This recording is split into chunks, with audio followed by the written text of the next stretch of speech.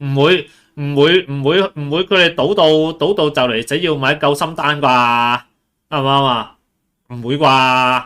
咁我諗買嗰啲嘢，一係就帶翻去做手信，一係就係嗰啲攻擊型嘅藥品，就係偉哥嗰類啦。我覺得會有咁嘅機會啊！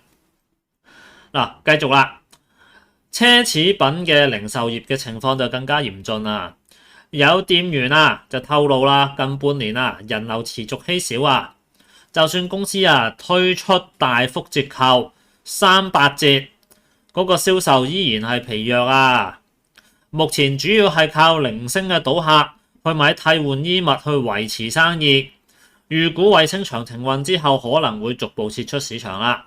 佢話擔憂，如果呢個區改為普通嘅旅遊區，客群嘅消費力下降，會令到經營更加困難。其實你邊有得擔心嘅啫？呢一樣嘢唔到你關心啊！你諗下咯，我哋習大大都唔中意人賭噶啦。